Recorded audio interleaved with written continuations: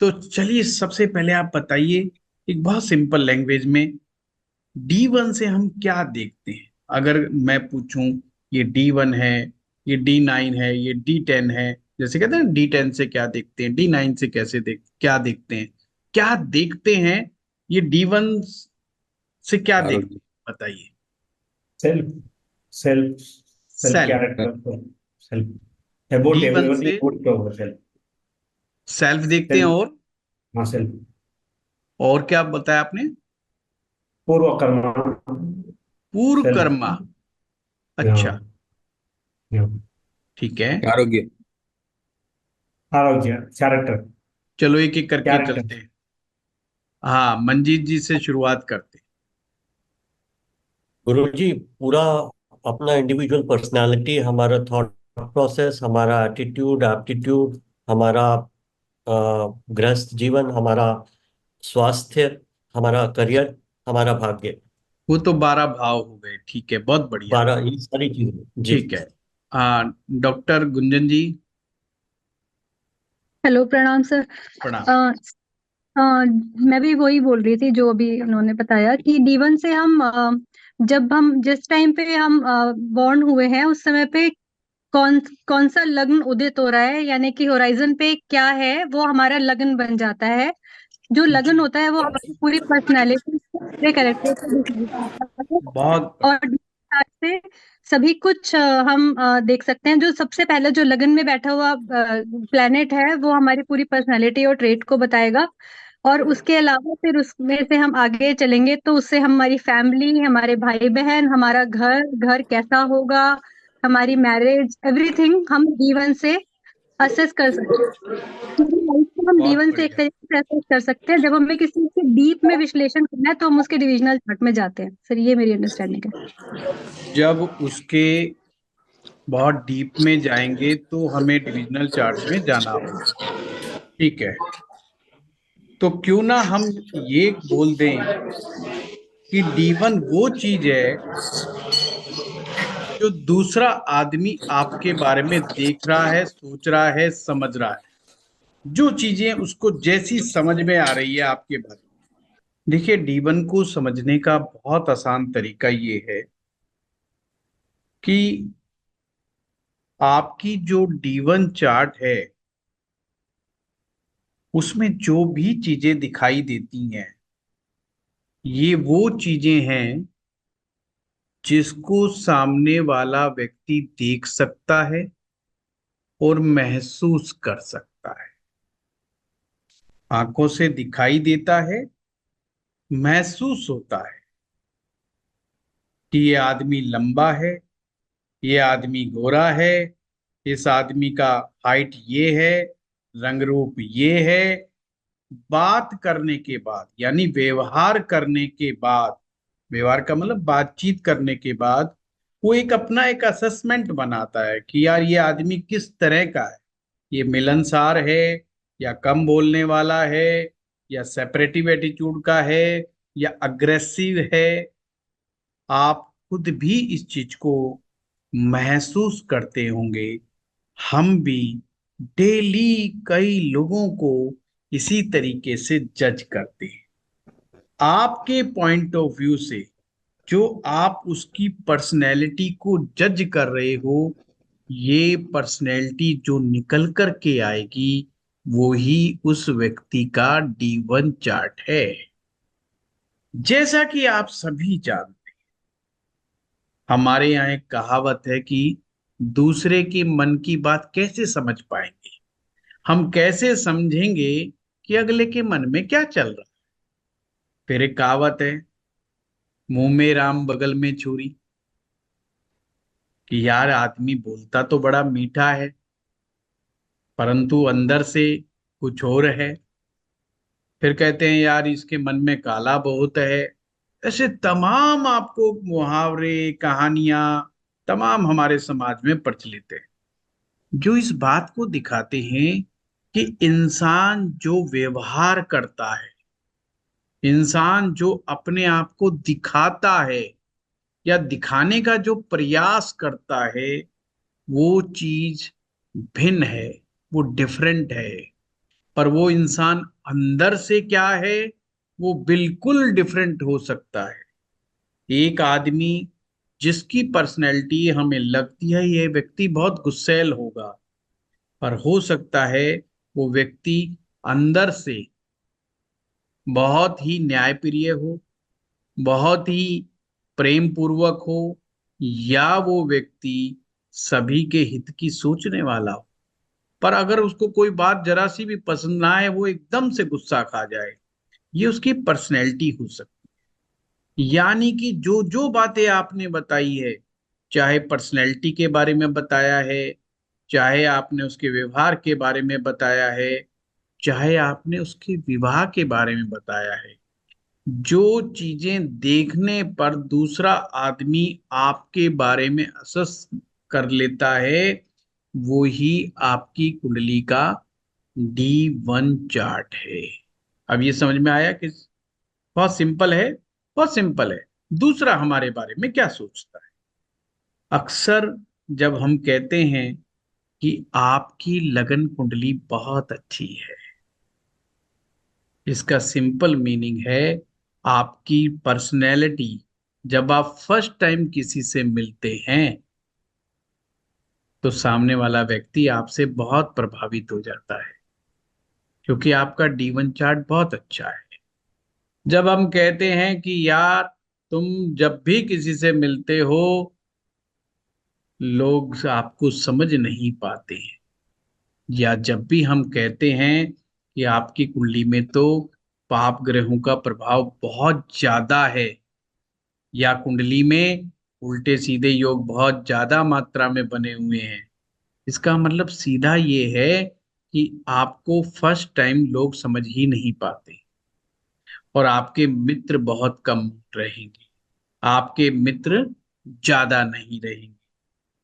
तो ये जो शुरुआत है हमारी D1 चार्ट की, कि इसको हमें ऐसे समझना है कि आपकी कुंडली में जो लगन कुंडली में जो जो ग्रह जैसे जैसे दिखाई देते हैं, इन ग्रहों से जो आपके अंदर एट्रीब्यूट्स आ रहे हैं, ये वो एट्रीब्यूट्स होंगे जिनका प्रदर्शन आप खुल करके दूसरे लोगों के सामने करोगे। जैसे कि लगन में मंगल बैठ गया, पंचम में मंगल बैठ गया, तो अक्सर हम कहते हैं अरे यार ये व्यक्ति गुस्सेल का है, ये व्यक्ति गुस्से वाला हो, अक्सर हम कह देते हैं। तो हम इसको दूसरे रूप में इस तरह से भी देख सकते हैं कि ये व्यक्ति जिसका लगन में मंगल बैठा है या पंचम में मंगल बैठा हुआ है, ये व्यक्ति दूसरे के सामने गुस्सा दिखाने में बिल्कुल फरेज नहीं करे, ऐसा भी हम सोच सकते हैं। सिंपल। तो D1 वो चार्ट है जिस जो आपको ऐसा प्रदर्शन करवाने पे मजबूर करता है जिस प्रदर्शन के द्वारा लोग आपको जानते हैं। ये आपका D1 चार्ट का मेन हो गया। अब मैं छोटी छोटी बातें पूछूंगा, आप में से मैक्सिमम लोग ज्योतिष सीखे हुए हैं या ज्योतिष सीख रहे हैं। सुशील जी लिखते हैं मेरे विचार से जन्म से लेकर के मृत्यु तक जो भी कुछ होता है वो सारा D1 से देखा जा सकता है। बिल्कुल देखा जा सकता है, पर केवल वही चीजें देखी जा सकती हैं जो चीजें आप दिखाते हो। जो चीज आप नहीं दिखाते हो वो D1 से नहीं देखी जा सकती।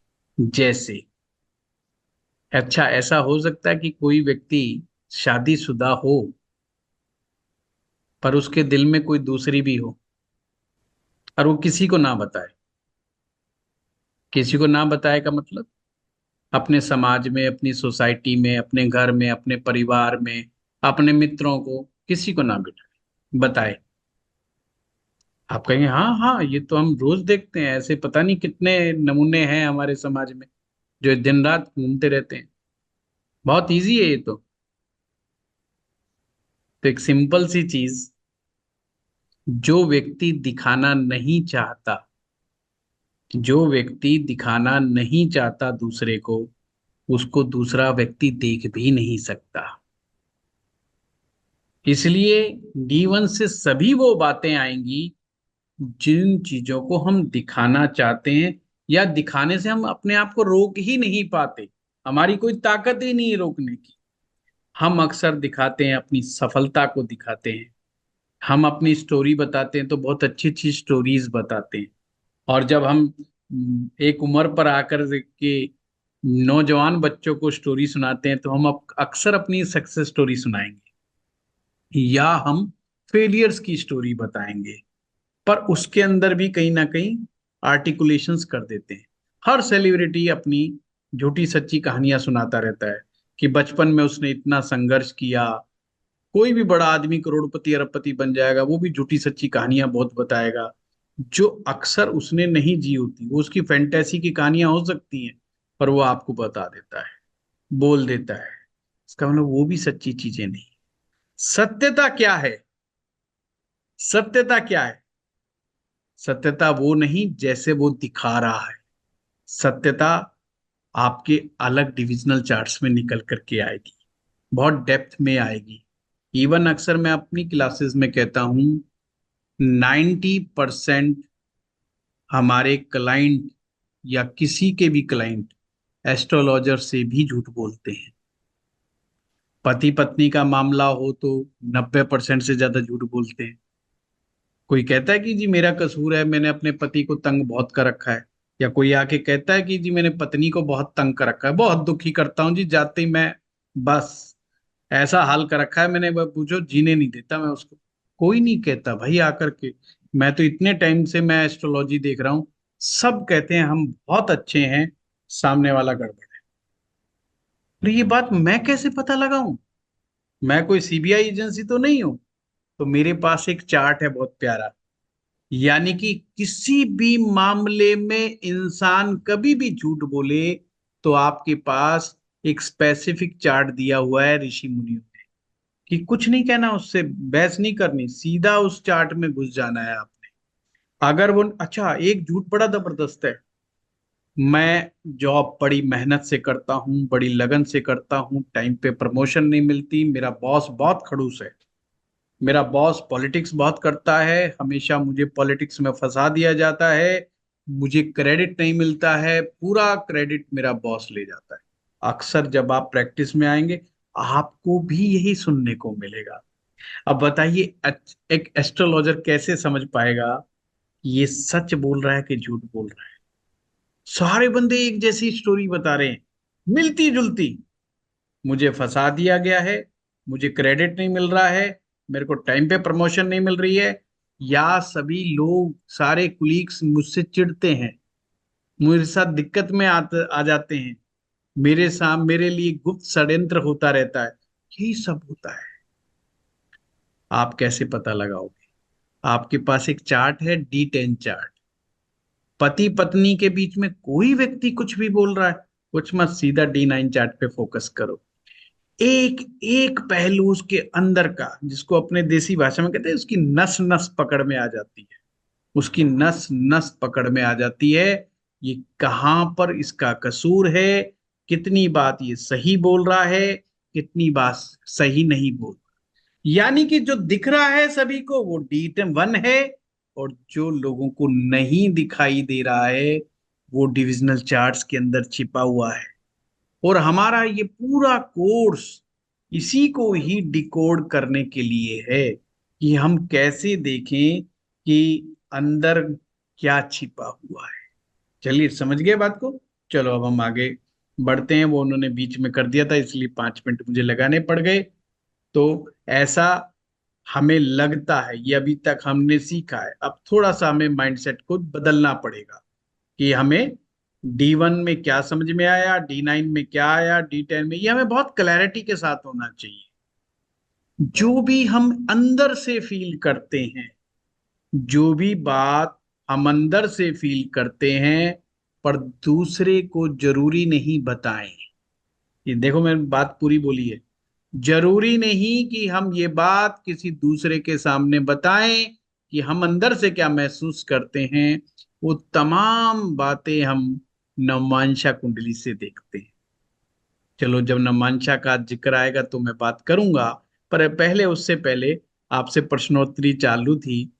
उच्च ग्रह के बारे में आप क्या कहें? थोड़ा थोड़ा टाइम लगाऊं। फलादेश में कोई भी एक ग्रह के साथ एग्जाम्पल के साथ बताओ कि उच्च ग्रह के मामले में आप क्या समझते हो भाई, कोई ग्रह आपकी कुंडली में उच्च का है, उसको आप क्या मानते हो? हाँ डॉक्टर गुज्जन जी, सभी लोग पार्टिसिपेट करो ताकि मैं बेशक हाँ रहने दो, हम बोल देंगे। ठीक है ठीक है। जी उसका जो है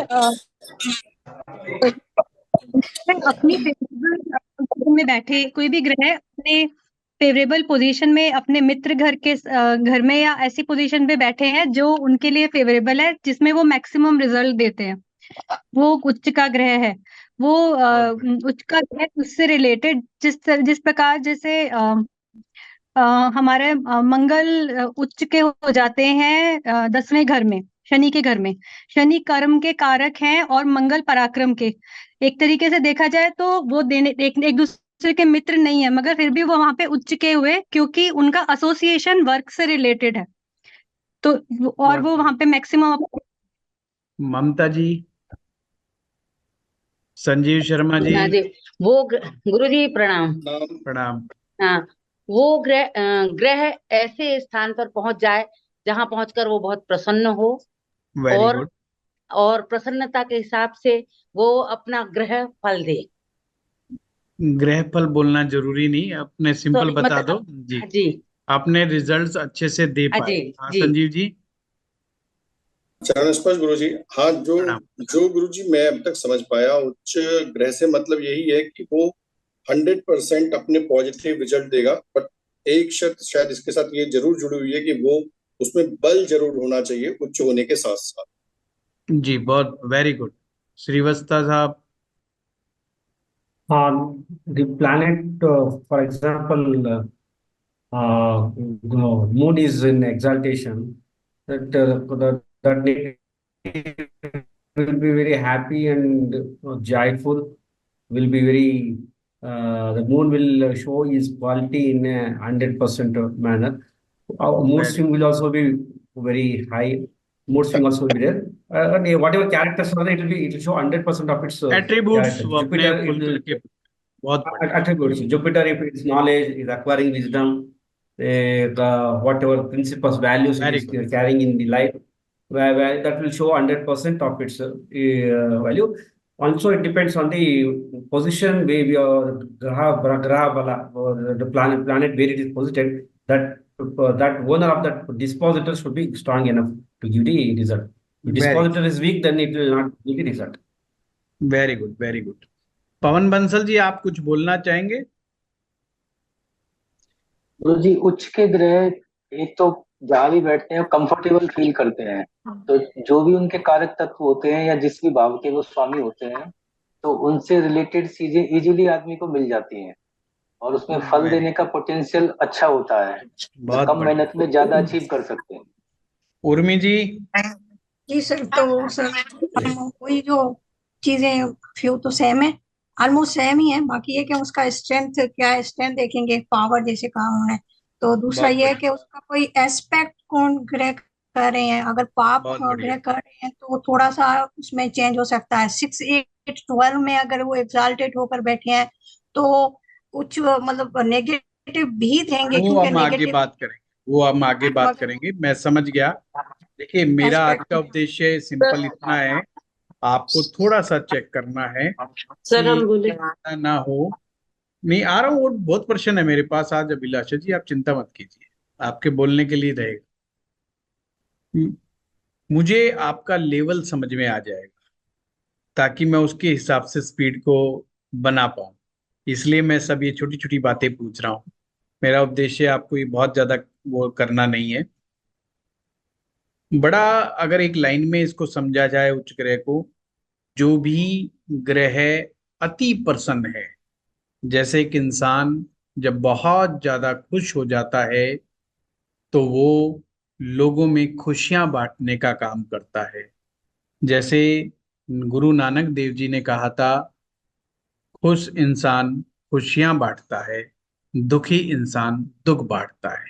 सुख और दुख संक्रामक होते हैं, यानी ये फैलते हैं, दुख भी फैलता है, सुख भी फैलता है। इसी प्रकार से जब भी हमारी कुंडली में कोई भी ग्रह जब उच्च राशि में होता है तो वो प्रसन्न अवस्था का माना जाता है, खुश माना जाता है, और वो चाहता है कि दिल खोल करके मैं इस व्यक्ति को दूं अच्छे रिजल्ट्स। अब अच्छे रिजल्ट्स के रूप में क्या देगा? वो अपने एट्रीब्यूट्स को देगा। और क्या देगा? जिस भाव का वह स्वामी ग्रह होगा उस भाव के भी रिजल्ट्स वो बहुत अच्छे से देगा। तो आपने खुद के गुणों को ज्यादा से ज्यादा देगा, भाव के रिजल्ट देगा, और जिन चीजों का वह कारक ग्रह होगा उनके रिजल्ट्स भी वो बहुत अच्छी तरीके से देगा। तो अपने को तीन चीजें समझ में आनी चाहिए: ग्रह, अपने खुद के गुण यानी उसका मुख्य एट्रीब्यूट्स, मेन एट्रीब्यूट्स, और भावों के स्वामी होने का, जिन भी भाव का वो स्वामी ग्रह होगा उन भाव के रिजल्ट देगा। तीसरा, जिस चीजों का भी वह कारक ग्रह होगा उनके रिजल्ट्स को बहुत अच्छे से देगा। जब वो इतनी सारी चीज एक ही प्लेनेट देता है तो हमारे जीवन सफल हो जाता है। केवल और केवल एक उच्च का ग्रह ही जन्म पत्रिका में पूरी कुंडली की स्थिति को सुधार देता है। Only one planet. पर आगे अगर आप लोगों ने अच्छे से पढ़ाई की है वैदिक ज्योतिष की तो आप जानते होंगे कि जो उच्च का ग्रह होता है उसका बचे रह जाना यानी गड़बड़ का शिकार ना होना बड़ा मुश्किल होता है। जैसे आप कीमती चीजों को बड़ा बचा करके रखना पड़ता है ना, ऐसे ही कुंडली में होता है। तो बहुत कम किस्मत वाले लोग होते हैं जिनकी कुंडली में देखो उच्च के ग्रह तो बहुत सारे लोगों की कुंडली में बच जाते हैं, परंतु वो उच्च का पूरा परिणाम दे पाएंगे कि नहीं दे पाएंगे वो अकॉर्डिंग टू सिचुएशन पता चलता है। तो इसी प्रकार से अगला प्रश्न है मेरा नीच के ग्रहों के ऊपर। तो नीच के ग्रह क्या परिणाम देंगे? अभिलाषा जी आपसे शुरू करते हैं। सर नीच का ग्रह obviously they are not comfortable जहां वो बैठते हैं, और अनकंफर्टेबल जैसे अगर चंद्रमा नीच का है तो कहीं ना कहीं वो मदर को ट्रबल देगा, अगर सूर्य नीच का है तो पिता पे अफेक्ट देगा, उसका मे बी जल्दी उनसे दूर कर दे या नहीं और अभिलाषा जी, अभिलाषा जी इतना ज्यादा नहीं, क्योंकि ये ना बड़ा डिबेट का विषय हो जाता है। कारण क्या है कि नरेंद्र मोदी जी का स्वयं का चंद्रमा नीच का है, उनकी मदर की आयु देख लो। तो जरूरी दूर थे ना सर, मदर से दूर रहे ना सर, मतलब कहीं ना कहीं डिस्टेंस कर देता है। नहीं दूर आपको बहुत सारे ऐसे केसेस अपने आसपास मिल जाएंगे जिनका चंद्रमा पीड़ित है और वो उनकी माँ उनके पास ही है। तो ऐसा अपन ने नहीं कहना क्योंकि उसमें बहुत सारे फैक्टर आते हैं। मदर्स के सुख में कई फैक्टर्स और भी इन्वॉल्व हो जाते हैं। हमने जब भी नीच ग्रहों को बोलना है तो ये बोलना है कि ग्रह अपने एट्रीब्यूट्स मतलब उसका ग्रह का स्वभाव, उसका गुण, उसकी प्रकृति। अब चंद्रमा का गुण है शीतलता देना, चंद्रमा का गुण है कल्पना प्रियता, चंद्रमा का गुण है इमोशंस के साथ जुड़ा हुआ है। तो इन गुणों में अप एंड डाउन का इफेक्ट आता है। यानी कि अगर वो नीच का है तो इन चीजों में वो कमी ला सकता है कि कम इमोशनल बना सकता है आपको। अब जो व्यक्ति कम इमोशनल होगा इसका मतलब प्रैक्टिकल ज्यादा होगा, उसकी प्रैक्टिकल सोच होगी।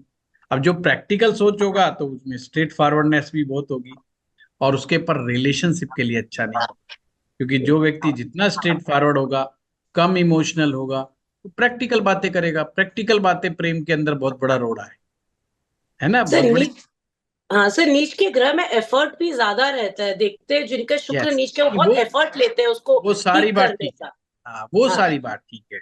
मैंने तो एक एग्जाम्पल से बताया कि आपने मून का जो एग्जाम्पल लिया सिंपल, आपने बहुत अच्छा बताया कि जो ग्रह कंफर्टेबल सिचुएशन में नहीं है तो वो अपने अच्छे रिजल्ट्स नहीं देंगे। सिंपल बात है कि वो बेचारे उच्च का ग्रह सुखी आदमी है, नीच का ग्रह दुखी आदमी। दुखी आदमी दुख फैलाने का काम करता है, सुखी आदमी सुख फैलाने का काम करता तो है। इसमें एक कॉन्ट्रडिक्शन है, जिनका सूर्य उच्च का होता है हम देखते हैं उनके फ्रेंड्स ही नहीं बनते, उनका ईगो इतना हाई होता है। वहां वहां अभी अभिलाषा जी उस पॉइंट पे अभी अपन नहीं अच्छा, जाएंगे, ठीक है, क्योंकि अपने को और भी चीजें पकड़नी है, क्योंकि अगली क्लास अपने नमांशा पे लेनी है। ठीक है, ठीक है सर, ठीक है। मैं चाहता हूं मैं जल्दी से डिविजनल चार्ट्स तक पहुंचूं, और आप में से भी मैं आपको रिक्वेस्ट करूंगा, अगर जो ये हमारी बातें चल रही हैं, अगर आपको इनमें से कोई भी टर्म ढंग से समझ में नहीं आ रही है तो हैंड जरूर रेज कीजिएगा और इस पे अपनी बात को उठाइए, ताकि मैं क्लियर कर सकूं। क्योंकि यही ग्रह जब नवमांश में जाएंगे या D7 चार्ट में जाएंगे, यही सब चीजें, तो आपको कंफ्यूजन नहीं होना चाहिए किसी भी चीज का। मेरा कहने का मतलब सिंपल इतना सा है। ठीक ठीक है। हाँ, तो नीच के ग्रह के बारे में और कोई बोलना चाहेगा? आप में से और कोई नीच के ग्रह के बारे में? नहीं? चलिए, स्वग्रही के बारे में। अपनी ही राशि, स्वग्रही में नहीं, अपनी ही राशि में ग्रह, जैसे मंगल मेष राशि में हो, मंगल वृश्चिक राशि में हो, सूर्य सिंह राशि में हो, अपनी ही राशि में स्वग्रही के बारे में क्या कहेंगे? This हाँ, planet is कुछ happy. बताइए। गुरुजी, स्वराष्ट्रीय का मतलब है कि जैसे कोई अपने घर में बैठा हुआ है तो वो कैसा फील करता है, तो वो अपने घर में पावरफुल फील करेगा, लेकिन उसका वेरी गुड। गारंटी नहीं है कि वो आगे बाहर से पावरफुल एंड कंफर्टेबल। कंफर्टेबल अपने घर में जैसे हम रहते हैं, अपने रिलेटेड जो भी उसके अपने घर में जो है वो सारे के सारे अच्छे वो रिजल्ट्स देगा, और उसकी ठीक बाहर है। देने की कोई गारंटी नहीं है। एक सिंपल मेथड से समझा जाए तो हम ऐसे भी समझ सकते हैं कि उच्च का ग्रह मानो 100% अगर रिजल्ट दे रहा है और पॉजिटिव रिजल्ट दे रहा है, तो जो नीच जो स्वग्रही ग्रह है, यानी अपनी राशि का जो ग्रह है, वो 50% रिजल्ट देगा। इसको ऐसे याद रखिएगा। इसलिए कई बार स्वगृही ग्रह होने पर भी कुंडली में वो परिणाम नहीं मिलते, बल्कि किसी दूसरे की कुंडली में जब वो देखते हैं, नीच के ग्रह वाला मौज ले रहा होता है बहुत ज्यादा। अच्छा, नीच के ग्रह के व्यक्ति अक्सर मौज ले रहे होते हैं, हम ये कह देते हैं, ऐसा क्यों होता है? क्योंकि वहां पर नीच भंग होने की संभावना बहुत ज्यादा होती है। जैसे मैंने कहा, उच्च का ग्रह का उच्च भंग होने की संभावना ज्यादा होती है, इसी प्रकार से नीच ग्रह के नीच भंग होने की संभावना भी कुंडली में उतनी ही ज्यादा रहती है। और जैसे ही किसी भी ग्रह का नीच भंग होता है, तो उस ग्रह के एट्रीब्यूट्स में पॉजिटिव बदलाव आ जाता है, सकारात्मक चेंजेस आ जाते हैं। कोई भी ग्रह नहीं, ये मुझे बताएं। अच्छा प्रश्न है, अब अपने आप म्यूट कर लिया करो ताकि, यस वेरी गुड। वक्री ग्रहों के बारे में कौन बोलना चाहेगा? Retrograde planets. Guruji, retrograde planet basically it will go against the rule. Like it is no in case of sun, it will go against the rule made by the sun. Like it will not fall in the line. It will be little away from the character. It's for example Mercury. It will, even though it is logical thinking, it will think in a manner which is a crooked mind kind of thing, suspicious thinking. Logic will be applied in a suspicious manner. Jitendra ji बहुत बढ़िया बताया Example. Srivastava साहब। जितेंद्र जी, आप बताएंगे वक्री ग्रहों के ऊपर। सर प्रणाम सर। जब ग्रह का जो मूवमेंट है, किसी पर्टिकुलर ग्रह का मूवमेंट अपने जो साथी ग्रह है उनके मूवमेंट की तुलना में स्लो हो जाता है, स्लो नहीं होता है, ऐसा प्रतीत होता है कि वो प्रतीत होता है, में वो स्लो चल रहा है, तब हम मानते हैं कि ऐसा ग्रह जो है ना वो वक्री ग्रह होता है।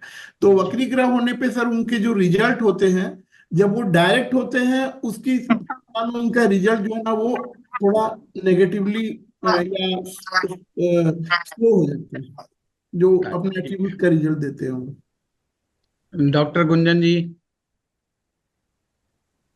Sir yes sir. Sir retrograde planet जो दूसरे के कंपैरिजन में लग रहा है कि स्लो है, तो उल्टी दिशा में जाते हुए दिख रहे हैं, तो उसके ऐसा कारण वो प्रतीत होते हैं, सिर्फ चलते नहीं Yes, है, sir, प्रतीत होते हैं, एपरेंट मोशन। ठीक। तो वो चेष्टा बली होते हैं, दे आर मोर पावरफुल, उनमें ज्यादा बल होता है बहुत हमेशा। बढ़िया।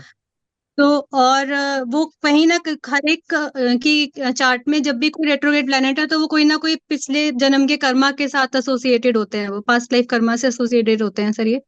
Very good. और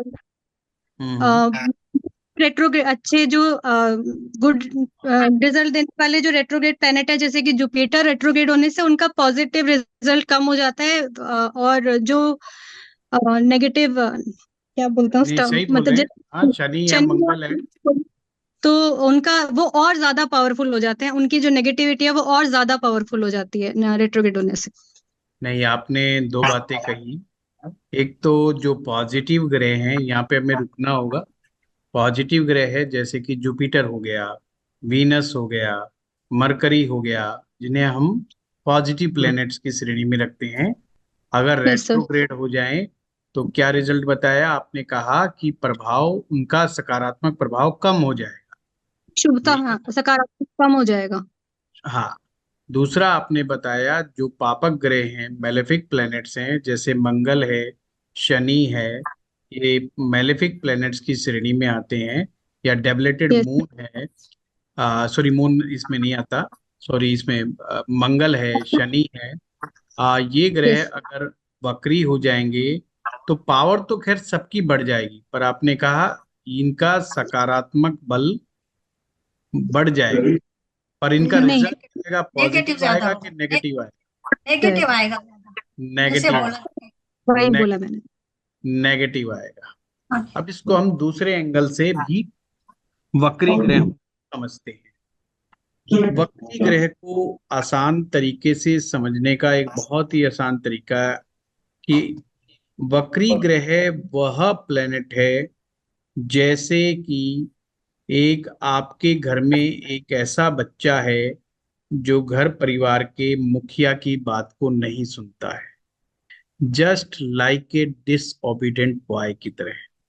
कि सूर्य हमारा राजा है नौ ग्रहों का, और जो भी ग्रह सूर्य का विरोध कर देता है, सूर्य की बात को सुनने से इनकार कर देता है, वो कहता है सन जैसा चाहता है, यानी सूरज जैसा चाहता है, मैं उससे हट करके काम करूंगा और अपने एट्रीब्यूट्स में भी डिफरेंट ओपिनियन के साथ काम करूंगा, जिसको एक हम आम भाषा में कहते हैं आउट ऑफ द बॉक्स जाकर के सोचना, आउट ऑफ द बॉक्स जाकर के थिंकिंग।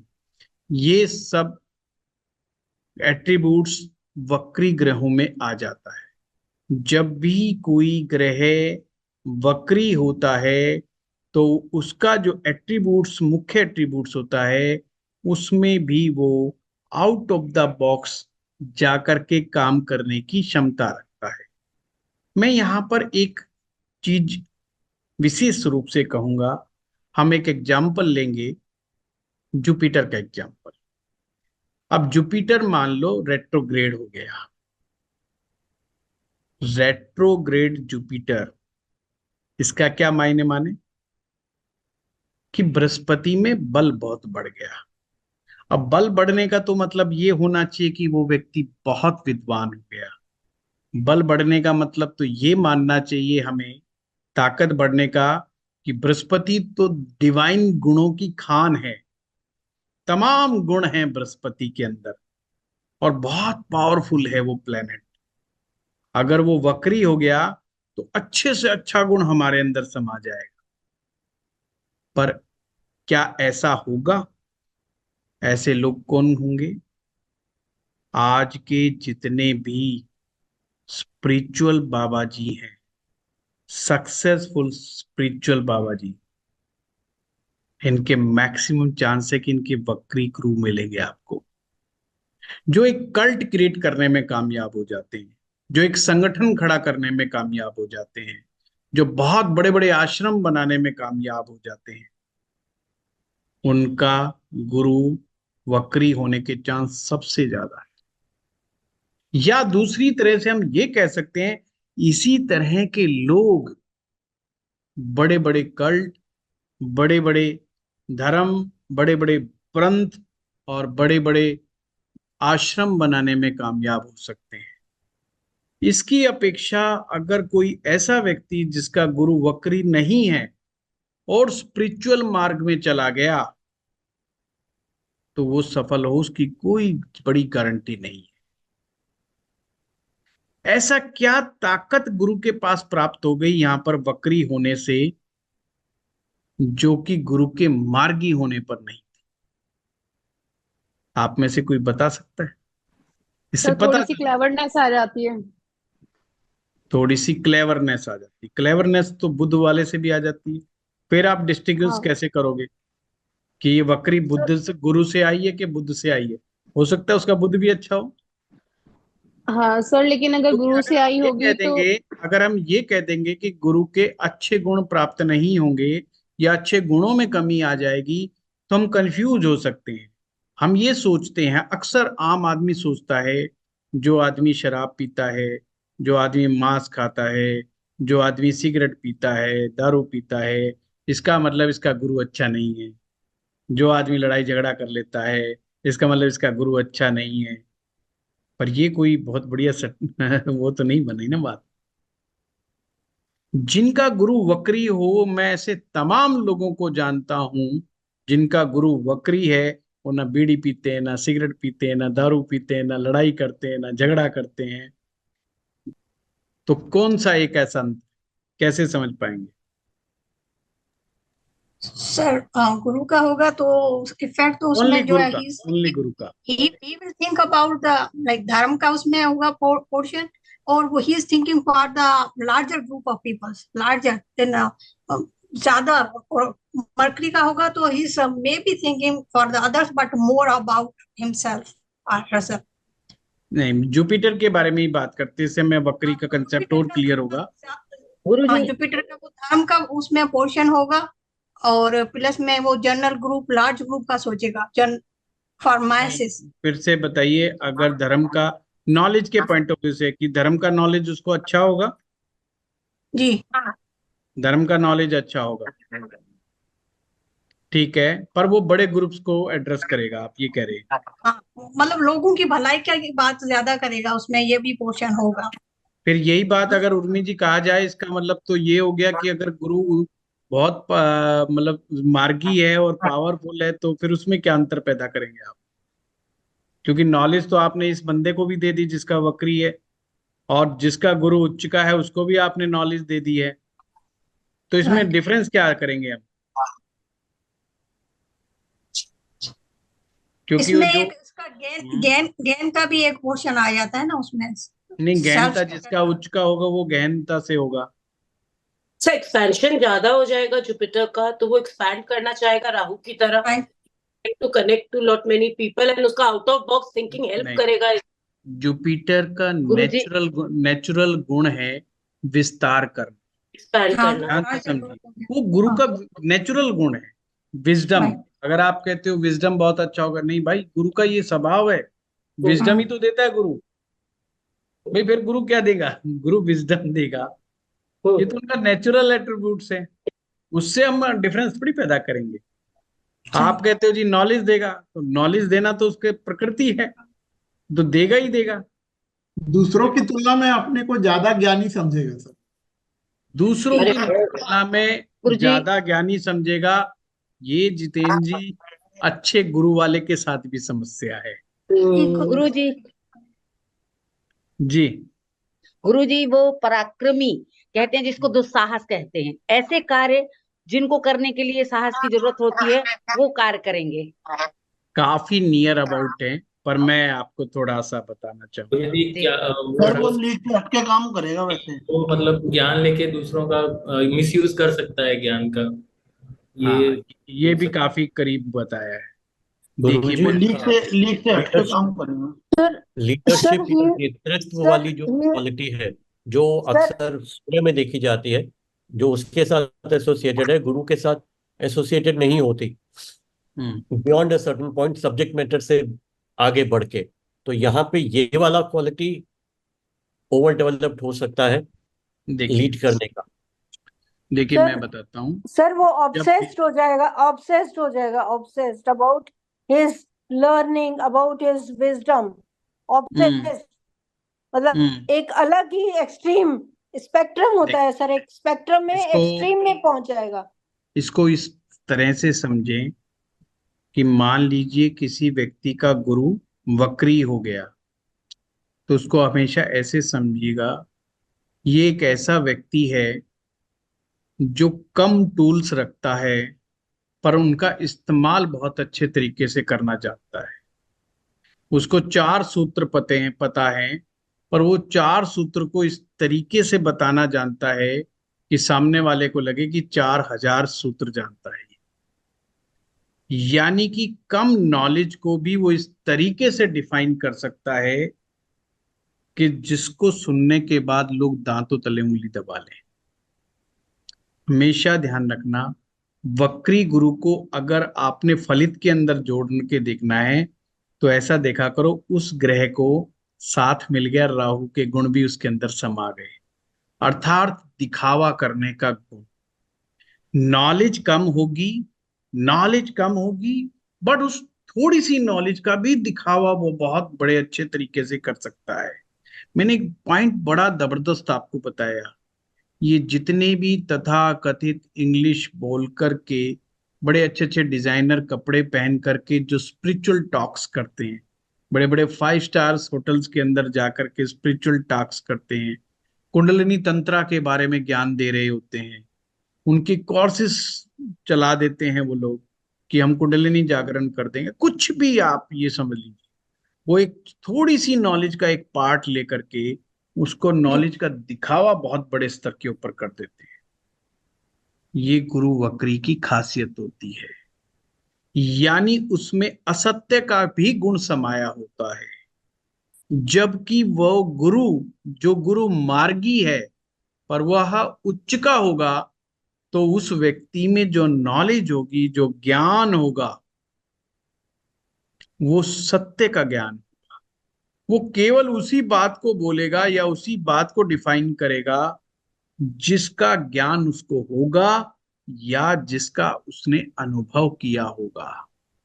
ये है डिफरेंस उसके अंदर। अब आप कहें नॉलेज, एक आपके यहाँ पे बंदा आया करता, पहले इंडिया में था, जाकिर नाइक था या कुछ ऐसा था, माउंटेन्स का कोई स्पिरिचुअल गुरु था, जाकिर नाइक।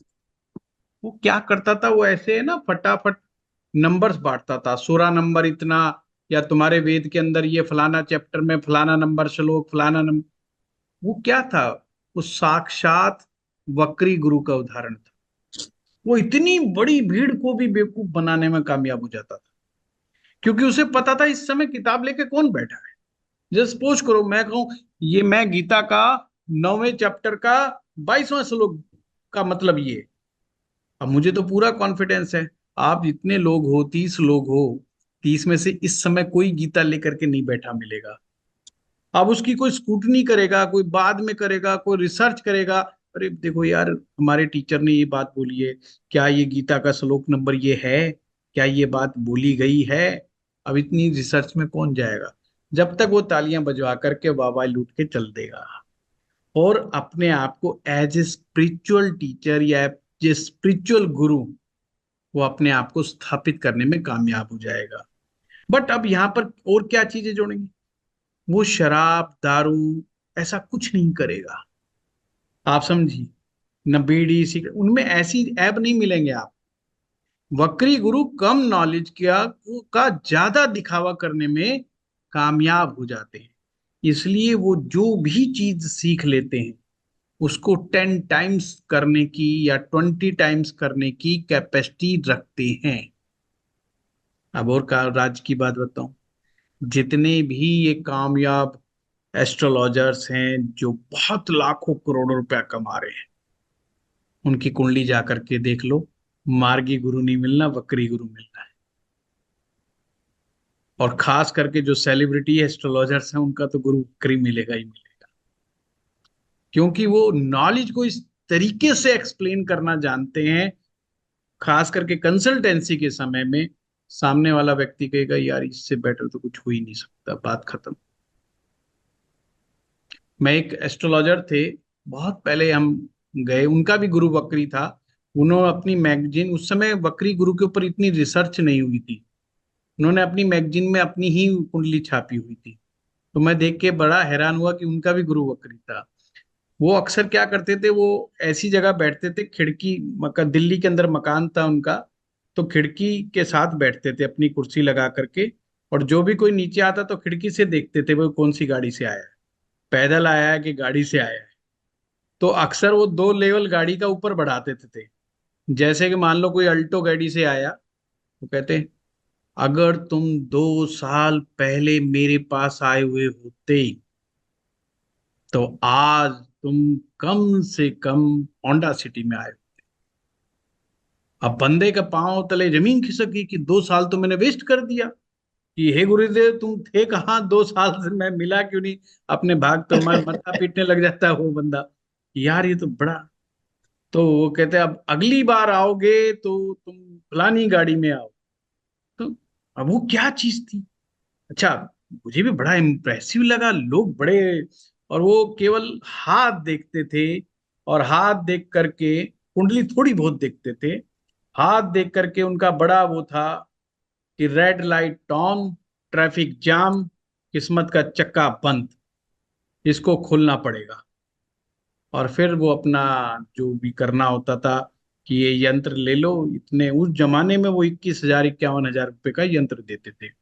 तो ये जो पावर है ये इस तरह की करने की, ये सब चीज, अब ऐसी बात नहीं, कुछ चीजें उनकी नॉलेज, उनकी कुछ चीजों में उनकी नॉलेज बहुत अच्छी थी, मैं इस बात को भी अप्रिशिएट कर दूं। जरूरी नहीं कि मैं वो सारी चीज को गड़बड़ बताऊंगा, पर वो इस तरीके से बातचीत करते थे और बातचीत को घुमाते थे।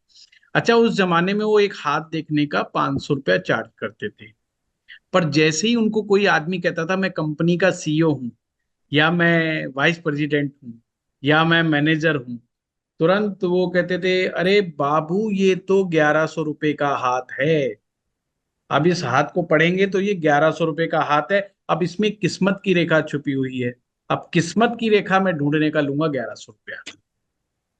तो बंदा कहता था किस्मत की रेखा जरूर ढूंढो, बेशक 500 रुपये फालतू ले लो। हर आदमी की मानसिकता यही रहती है। मतलब ये जो चीजें हैं, इस तरह की जो हरकतें हैं, तो वो चीजें करने में कामयाब हो जाते। पर हाँ उन सज्जन का बुद्ध भी बहुत तेज था, मैं यहाँ क्लियर कर दूं, ये केवल वक्री गुरु ही नहीं करता।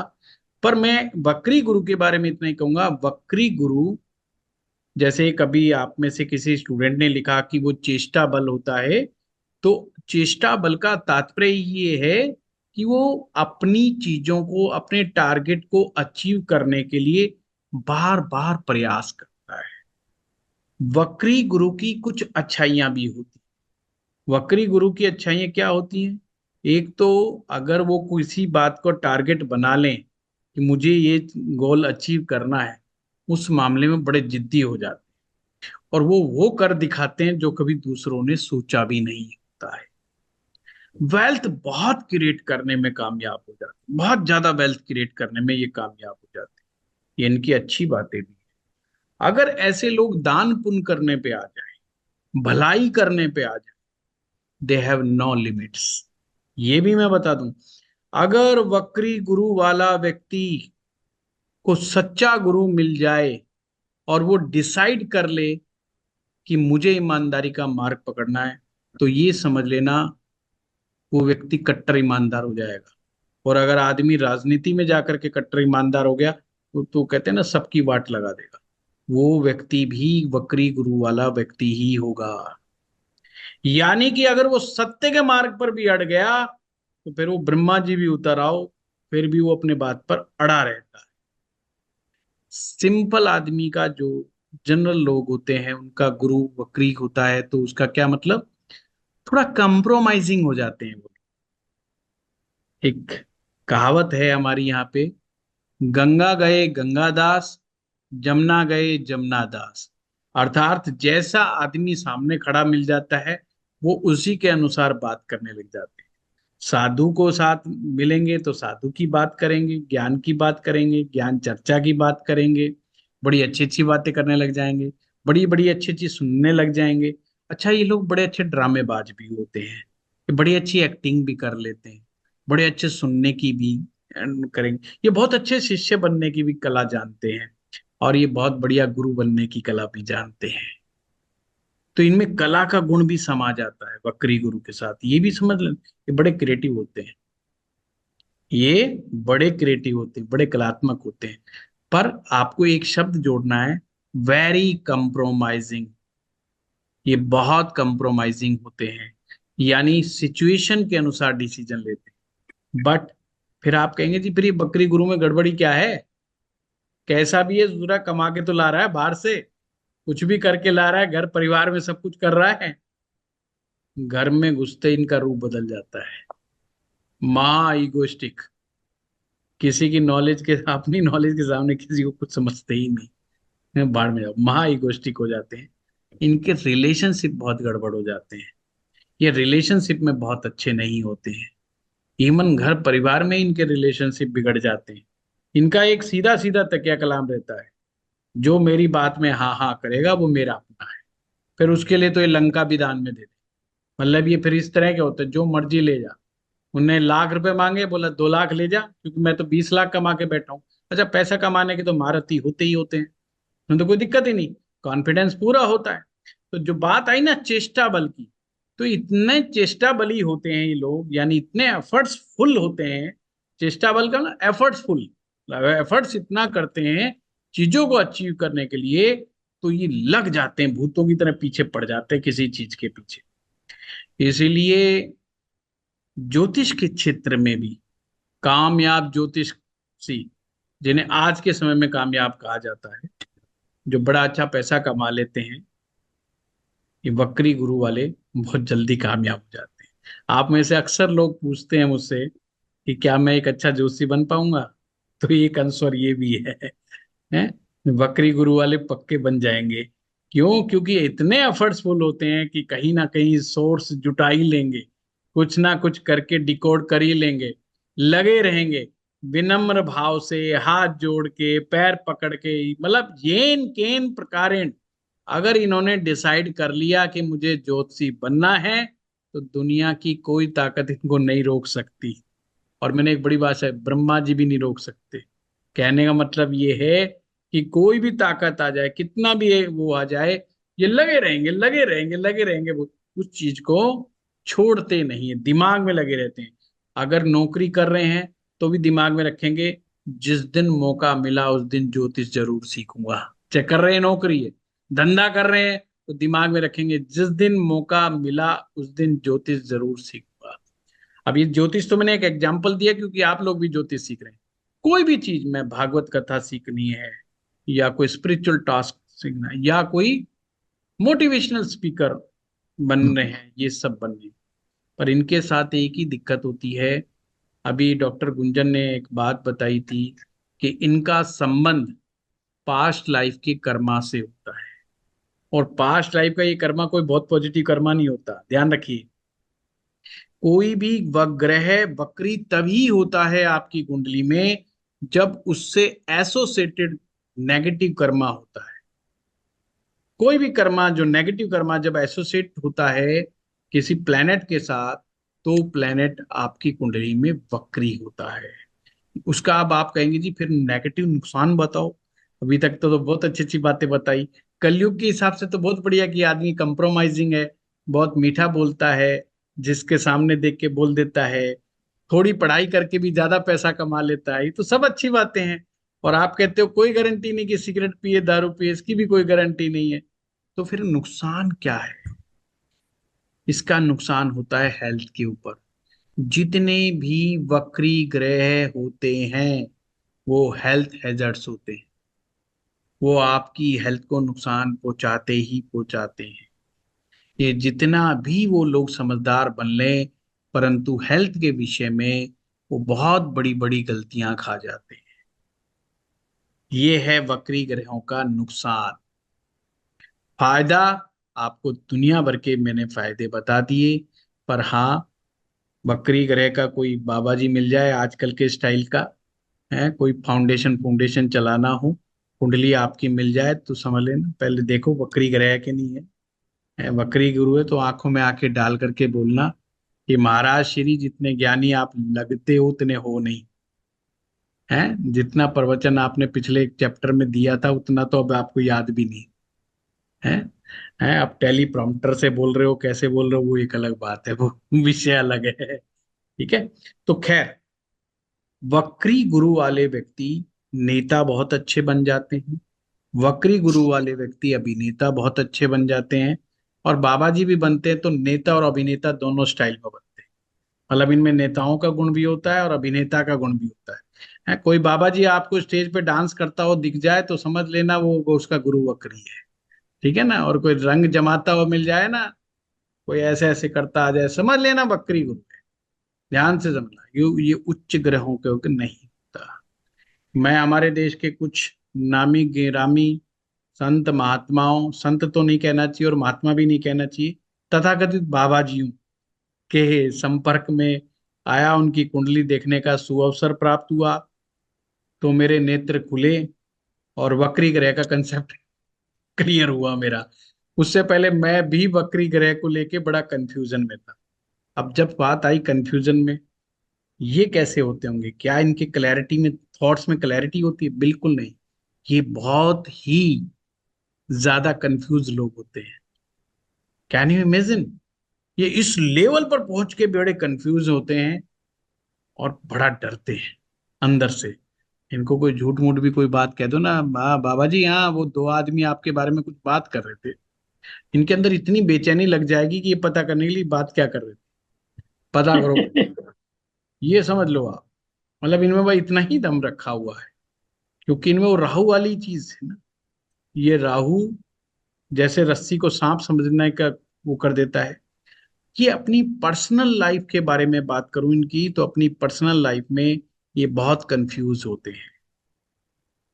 कंफ्यूजन, इल्यूजन और स्ट्रेस, इनका इनके साथ चोली दामन का साथ होता है। अब देखो आज कितनी वक्री ग्रह के ऊपर बात की थी। अब हम अगले चैप्टर में जब बात करेंगे तो जब हम Guruji, कुंडलियों की if बात करेंगे, Rahu is a retrograde, if Rahu हाँ ये itself is Rahu is also retrograde, always retro. मैंने कहा जस्ट लाइक राहु की तरह के कुछ एट्रीब्यूट्स वक्री ग्रहों में आ जाते हैं, चाहे वो suppose Mars. Rahu is retrograde, it becomes positive. I mean, it will be clockwise, no? If it is ये retrograde, आवाज कट रही है then श्रीवास्तव जी, आवाज कट रही है, आप your if voice is Rahu, breaking. is it audible? No? Now? Yes yes, now audible. Rahu, if it is retrograde, it is normally it is retrograde, but when it is retrograde, it will come to clockwise, right? Clockwise. If it is in clockwise, that is in a it is opposite direction of normal movement. That is the case in case of Rahu. In that case, what will be the attribute? आपकी आवाज cut गई, आपकी आवाज cut रही श्रीवास्तव साहब। चलो कोई बात नहीं, बाद में आप उसमें व्हाट्सएप पे लिखिएगा, अभी आपकी वॉइस ब्रेक हो रही है। तो अभी हम एक ग्रह, एक चीज पर अभी हम और बात करेंगे। तो ये वक्री ग्रहों के ऊपर था। अभी हमने ये भी देखना है कि अगर वक्री ग्रह D9 चार्ट में प्लेस्ड होंगे तो किस तरह की चीजें आएंगी। वो पहले मैं नवमांशा के कुछ सूत्र बताऊंगा आपको अगली क्लास में। पर एक चीज और रह गई, अस्त ग्रह मीन्स अ कंबस्ट प्लैनेट, उसके बारे में हम अभी चर्चा करेंगे। आप बताइए कंबस्ट प्लैनेट के बारे में आप क्या समझते हैं? कोई भी बताइए कंबस्ट प्लैनेट के बारे में। वीक प्लैनेट हो गया गुरुजी। वीक हो गया, वेरी गुड। और कोई? अपना कोई भी मतलब अस्त हो गया सर, जैसे एक तरह से कोई भी इफेक्ट नहीं है उसमें, पावर ही नहीं है, काफी पावर वीक नहीं है, बहुत बढ़िया। और power, it may be power surrender, power किस चीज की नहीं है उर्मी जी? he may be surrendered himself to the in front of sun. He surrendered to the sun. That वो उसके इफेक्ट जो है वो सन कैरी ऑन करते। हाँ नहीं, बहुत सही बताया आपने। सन से 12 डिग्री के अंदर, 7 degree. 12 डिग्री, चलिए अपने मैं एट्रीब्यूट्स को आपको थोड़ा एक्सप्रेस नहीं बताता कर हूँ। सकता, अपने देखिए, एट्रीब्यूट्स को सही तरह से एक्सप्रेस नहीं कर पाता वो। यस, ये राइट आंसर है कि वो अपने एट्रीब्यूट्स को एक्सप्रेस नहीं कर पाता है। अपने अपने भाव के, जिन भावों का वो स्वामी होता है, उन भावों के रिजल्ट को देने में सक्षम नहीं होता है, और वो प्रोटेक्ट नहीं कर पाता है अपने सिग्निफिकेंस को। यानी कि वही वाली बात है कि नटसेल में एक लाइन में कि अपने रिजल्ट्स अच्छी तरह से नहीं दे पाता है। जैसे उर्मी जी ने भी कहा कि वो पूरी तरीके से सरेंडर कर देता है एक प्रकार से। तो हमारे ज्योतिष शास्त्र में अलग अलग ग्रह के लिए अलग अलग डिग्रियों के डिफरेंस की बात कही है। जैसे चंद्रमा 12 डिग्री पर, यानी कि अगर वो नियर आ जाए, सूरज के नजदीक आ जाए और केवल डिफरेंस 12 डिग्री 11 डिग्री का रह जाए, तो अस्त माना जाता है। चंद्रमा 12 डिग्री, मंगल 17 डिग्री और बुध ग्रह 14 डिग्री। इसी प्रकार से शुक्र जो है 10 डिग्री, शुक्र को का कंबशन जल्दी हो जाता है। जुपिटर 11 डिग्री और शनि 15 डिग्री से ज्यादा डिफरेंस में होना चाहिए। अब ये बात ज्योतिष पुस्तक में लिखी है, बट मेरा एक्सपीरियंस कहता है कि जैसे ही प्लेनेट 6 डिग्री से ज्यादा डिग्री के डिफरेंस पे आता हुआ चला जाता है, ये डाइल्यूट होता चला जाता है। जो कंबशन का कंसेप्ट है, ये थोड़ा डाइल्यूट होता चला जाता है। दूसरा एक मेरा और ये भी मानना है बुध ग्रह के बारे में। जैसे जिन लोगों की कुंडली में बुध अस्त होता है, तो अक्सर उनको कहा जाता है कि जब बुध अस्त हुआ तो इसका मतलब बुध अपने एट्रीब्यूट्स अच्छे ढंग से नहीं दे पाएगा। पर ऐसा नहीं है। ऐसा नहीं है कि वो इंटेलिजेंट नहीं होते, ऐसा नहीं है कि वो लॉजिकल ब्रेन का इस्तेमाल। मैंने ऐसे बड़े बड़े हायर लेवल नॉलेज के बच्चे देखे हैं और जिनके नंबर्स 90% से ऊपर के मार्क्स आते हैं और उनका मरकरी कंबस्ट है। तो इसका मतलब मामला कुछ अलग है। तो मेरा ऐसा मानना है, जिन लोगों का बुध अस्त होता है उनको केवल और केवल व्यापार से, बिजनेस से परहेज रखना चाहिए। बट ये लोग पढ़ाकू किस्म के बहुत होते हैं, जिनको मैं अक्सर कहता हूँ किताबी कीड़ा। अगर ये लग जाते हैं तो लगे रहते हैं, मतलब ये पूरा रट्टा मार के एकदम इनके दिमाग में बुक को शिफ्ट कर देते हैं ये जैसे मर्जी। पर इनमें क्या कमी होती है, ये स्ट्रीट स्मार्ट नहीं होते। जिनका बुध अस्त हो जाता है वो स्ट्रीट स्मार्ट नहीं होते। ये मैंने अक्सर इन बच्चों में या ऐसे व्यक्तियों में मैंने ये प्रॉब्लम को देखा है। पर एक केस होता है कि बुध अस्त भी हो और बुध वक्री भी हो, ऐसा भी हो जाता है। तो अब यहाँ पे सावधान, ये दोष ही खत्म हो गया अस्त वाला।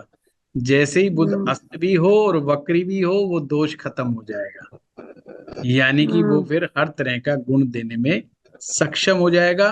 वो व्यक्ति अगर बिजनेस करना चाहे तो बिजनेस भी कर सकता है। जैसे मैं अक्सर बताता हूं कि व्यापार उन लोगों को करना चाहिए जिनका बुध ग्रह अच्छा हो, उन्हें बिजनेस में जाना चाहिए।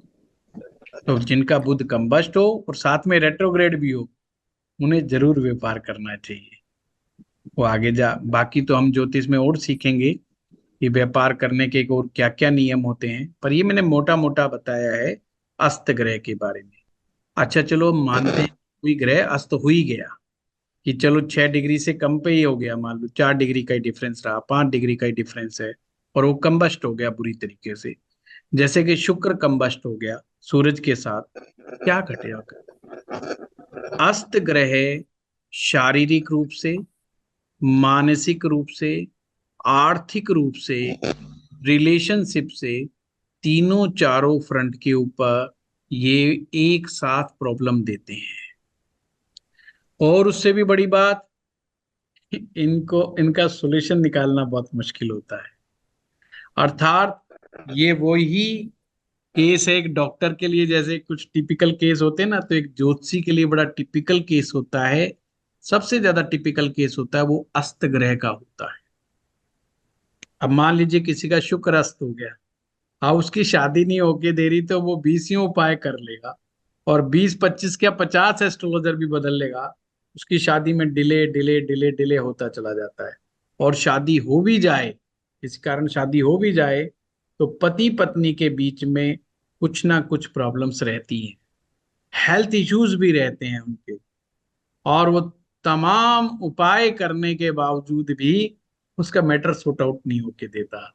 ये अस्त ग्रह का सबसे नेगेटिव पॉइंट है। बाकी तो ग्रह का लंबे समय तक उनका ट्रीटमेंट करने से काफी कुछ इम्प्रूवमेंट आ जाता है, पर अस्त ग्रहों के साथ ये बड़ी प्रॉब्लम, ये मैं अपने पर्सनल एक्सपीरियंस से कह रहा हूँ, जो मैंने प्रैक्टिस के दौरान मैंने पाया है, मैं उन चीजों के बारे में कह रहा हूँ। क्योंकि हमारे पास भी जो ये अस्त ग्रह का जब केस आ जाता है, तो मैं आजकल तो समझ जाता हूँ कि टिपिकल केस आ गया। और वो एक ही बात कहता है, बहुत लोगों को दिखाया, बहुत उपाय करे, कुछ नहीं हुआ। तो ये एक अपने आप में एक चैलेंज है। आप में से कोई और अस्त ग्रह के बारे में बोलना चाहे? नहीं, चलो। अच्छा, केंद्र के बारे में, कुंडली के केंद्र स्थान के बारे में आप क्या समझते हो? एक एक लाइन के बारे में बताएंगे। कोई ग्रह केंद्र स्थान में आए तो क्या रिजल्ट देता है? मोटा मोटा केंद्र में आके बलवान हो जाता है, बलवान, सपोर्ट वेरी गुड। बहुत बढ़िया। लाइक सेंट्रल गवर्नमेंट, केंद्र पिलर है। अच्छा, Filtering करता है। और ट्रायंगल में आ जाए तो 159 में कोई प्लेनेट हो तो भी शुभ होता है, वो भी शुभ होता है। गुड। तो अच्छा, जो भी ग्रह केंद्र स्थान में होते हैं वो पावरफुल हो जाते हैं, यानी उनमें ताकत होती है। अब जरूरी नहीं जो ताकत वाले ग्रह हो वो प्यार मोहब्बत दे, कोई जरूरी बात नहीं है। परंतु जो भी ग्रह 1, 5, 9 में आता है वो शुभ प्रभाव में आ जाते हैं, या आप ये कह सकते हो वो ग्रह बड़ा फलते फूलते हैं। वो बात अलग है कि बेचारे 1, 5, 9 भाव, ये भाव बेचारे परेशान हो जाए बेशक, पर ग्रह की मौज हो जाती है। अब ये समझिए, जो भी ग्रह केंद्र में आता है ये अच्छे पुण्यों का परिणाम होता है, पूर्व जन्म के अच्छे पुण्यों का परिणाम होता है। जो भी ग्रह त्रिकोण में आते हैं उस ग्रह से संबंधित देवी देवता की पाठ पूजा, मंत्र साधना, या आपने बिलीफ सिस्टम में उनको किसी भी प्रकार से उनको उनकी साधना की हुई होती है आपकी, वो ग्रह त्रिकोण भाव में आते हैं। ठीक है, तो ये पॉइंट समझ में आ गया। बहुत सिंपल सिंपल बातें थी आज के क्लास की, जो सिर्फ एक मैंने ब्रश अप करने के लिए किया। हमारी क्लास की शुरुआत हो गई है। अब हम आगे डिविजनल चार्ट्स के ऊपर चर्चा करेंगे और आगे हम टेक्निक्स को सीखेंगे। हम नामांशा शुरू करेंगे, नामांशा पे थोड़ा समय लगाएंगे, नामांशा की टेक्निक को समझेंगे, और आप लोगों ने अपने साथ अपनी खुद की कुंडली रखनी है। और कुंडली रखनी है वो एक फ्री वाला ऐप है, उससे वो निकाल के मत रखिएगा, उसमें मैक्सिमम में नामांशा गलत है। अच्छे सॉफ्टवेयर से कुंडली निकाल के रखिएगा, वो कुंडली से ही लोग देखेंगे। आप अपनी लाइफ के बारे में देखना पहले, ठीक है? चलिए। कौन सा सॉफ्टवेयर? पराशर लाइट? हाँ, पराशर लाइट बहुत अच्छा है, जगन्नाथ हो सर जगन्नाथ हो रहा कैसे है? जगन्नाथ हो रहा भी अच्छा है और फ्री में अवेलेबल है, वो है ना, वो भी अच्छा है। बस उसमें क्या होता है कि थोड़ा साउथ इंडियन स्टाइल है, पर आजकल तो एडवांस आ गया होगा उसका। हम तो बहुत पहले जगन्नाथ हो रहा देखा था, बहुत लंबे समय से मैं तो करता नहीं हूँ। नहीं सर, अभी भी उसमें साउथ इंडियन स्टाइल ही है, नॉर्थ इंडियन नहीं है। मुझे लगा कि अपडेट किया होगा। चेंज कर सकते हैं, ऑप्शन ऊपर है चेंज करने का सर। हाँ, ऑप्शन है साउथ एंड सर चेंज कर सकते हैं, चेंज कर सकते हैं। जगन्नाथ हो रहा भी अच्छा है, कुंडली चक्रा भी अच्छा है, औरा चक्रा भी अच्छा है। फिर सबसे बेस्ट मुझे जो लगता है वो प्राशर लाइट लगता है। हाँ, वो बात अलग है, पर्सनली मैं खुद यूज करता हूँ। जब भी मैं कुंडलियां देखता हूँ मैं कुंडली सॉफ्टवेयर से ही देखता हूँ। मेरे एक लैपटॉप में आप देखेंगे तो सबसे पहले कुंडली सॉफ्टवेयर ही खुलता है, क्योंकि मुझे कुंडली की ही आदत पड़ी हुई है। और हाँ, मेरे पास प्राशर लाइट भी है, और जब मैं रिसर्च के पॉइंट ऑफ व्यू से बैठता हूँ तो मैं प्राशर लाइट ही देखता हूँ। पर हाँ, प्राशर लाइट बहुत अच्छा सॉफ्टवेयर है, नो डाउट, काफी एक्यूरेट है अगर आपको चलाना आता है। वो फ्री है? नहीं, फ्री नहीं है, पेमेंट वाला है मामला। ओके। फ्री वालों ने तो गड़बड़ कर दी है अक्सर जो है, और राव के तो कहीं बिठा देते हैं, न मानचा कुछ का कुछ बना देते हैं, लोग डाउन लोग घूमते रहते हैं। तो गुरु जी एक चीज पूछना, कि ये केंद्र में अगर मान लो अस्तग्रह बैठा हो तो वो मजबूत होगा क्या? ना, केंद्र की वजह ना, से? नहीं सागर साहब, अस्त तो बेचारा अस्त ही है, वो कहीं अच्छा, बैठ जाए। केंद्र में बैठने से कोई फायदा नहीं होगा उसे? नहीं, कुछ खास नहीं, कोई खास नहीं। अब आगे हम उसको भगवान के पावर को इम्प्रूव आशीर्वाद कर से सकते हैं? वो सूत्र सीखेंगे, या मैं वो फलादेश करने बताऊंगा जो मैंने अपनी प्रैक्टिस के दौरान अनुभव में पाया। जैसे मैंने बुध ग्रह के ऊपर आप लोगों से बात की है, इसी तरीके से हम नवमांशा में बात करेंगे। हाँ अंकुश, कुछ कह रहे हैं? जी गुरु जी जैसे मतलब राहु अपना शनि की राशि में बैठता है, शनि अस्त हो जाता है, तो राहु पे भी उसका इफेक्ट जाता है, क्योंकि उसकी तो कोई अपनी राशि होती, मतलब वो उसी के राशि के हिसाब से देता है इसमें। नहीं नहीं, राहु को कौन अस्त करेगा?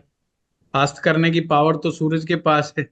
सूरज के पास जैसे ही आएगा वो बेचारा खुद अस्त हो जाएगा, खुद अस्त नहीं, खुद बेचारा फंस जाएगा वो तो। अच्छा, तो उस पर कोई इफेक्ट नहीं आएगा चाहे वो बस राहु को कौन अस्त करे? एक कहावत है हमारे यहाँ पे, नंग संग हारे परमेश्वर। नंग संग हारे परमेश्वर, नंगे आदमी के सामने तो परमेश्वर भी हार जाता है तो राहु तो फिर राहु है, राहु किससे हारेगा? राहु को कौन अस्त करेगा भाई? हाँ, कुछ कामयाब सॉफ्टवेयर ऐसे हैं जो राहु को भी अस्त दिखा देते हैं, कुछ सॉफ्टवेयर में मैंने देखा है। तो ऐसे सॉफ्टवेयर पे इतना एतबार मत करो, ठीक है? धन्यवाद। प्रणाम सर। प्रणाम गुरु जी। प्रणाम सर, प्रणाम। प्रणाम सर, प्रणाम।